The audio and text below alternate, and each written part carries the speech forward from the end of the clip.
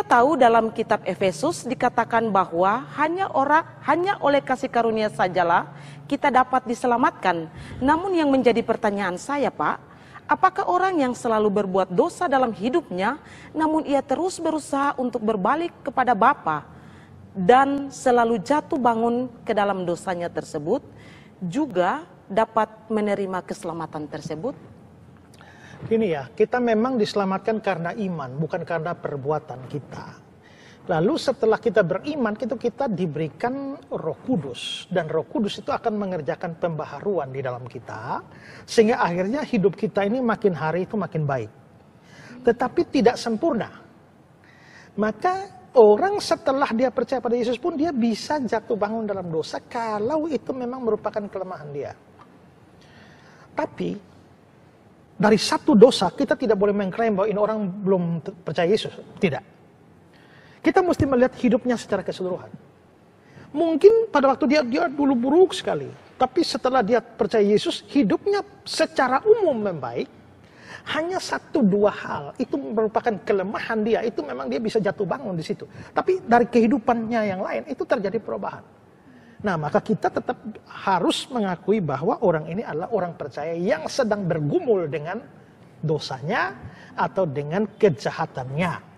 Tapi kalau hidupnya sama sekali tidak berubah dalam seluruh aspek, ya, maka besar kemungkinan bahwa itu adalah bukan orang Kristen dan belum sungguh-sungguh percaya kepada Kristus. Ya, jadi menurut saya tidak fair kalau kita hanya melihat satu kasus lalu kita mengklaim ini sudah percaya, ini bukan orang percaya. Tetap, ya, ada banyak pengalaman di mana banyak orang Kristen yang tetap mempunyai suatu kelemahan tertentu. Ada orang yang sudah percaya Yesus, tapi dia tetap sukar sekali mengendalikan emosinya.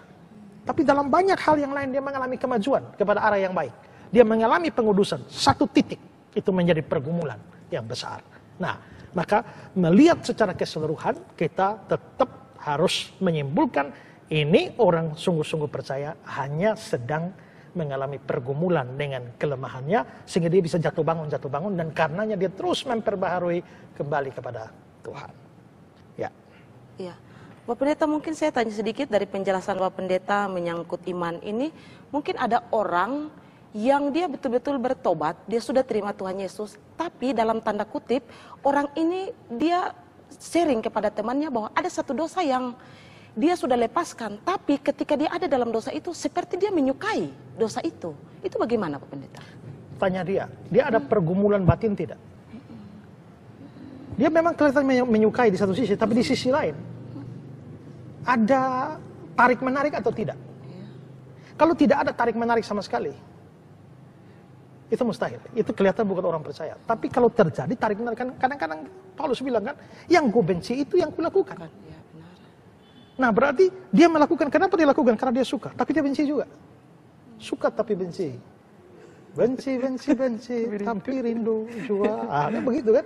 Jadi tetap adanya tarik menarik itu menunjukkan bahwa ada pekerjaan Roh Kudus.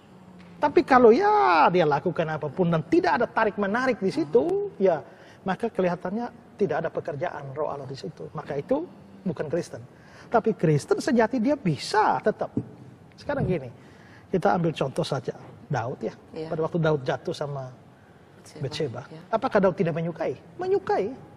Tapi pasti di dalam hatinya juga terjadi tarik menarik.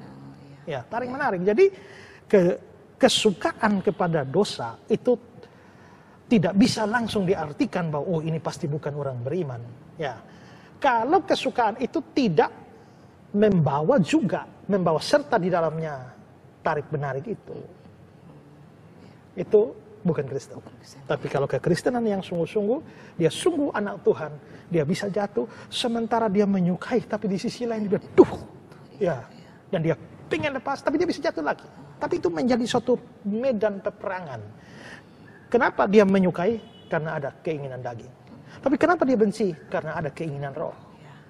Tapi hanya kalau menyukai saja tapi tidak benci, ini hanya keinginan daging, nggak ada keinginan roh. Maka justru setelah dia mau berbuat sesuatu, jadi kayak rasa frustrasi begitu. Justru itu ada pekerjaan roh, ada tarikan dari keinginan roh.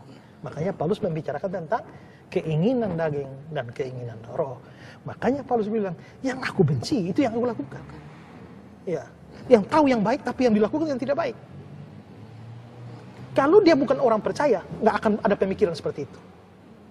Ya, tapi adanya hal seperti itu menunjukkan bahwa ada pekerjaan roh. Kalau ada pekerjaan roh, berarti ada roh. Kalau ada roh, berarti orang percaya. Ya. Ya. Ya, terima kasih Pak. Ini bukan berarti kita kompromi dengan dosa ya, Ya, tapi tetap ini memang dinamika hidup itu memang seperti itu. Ya, baik. Ya.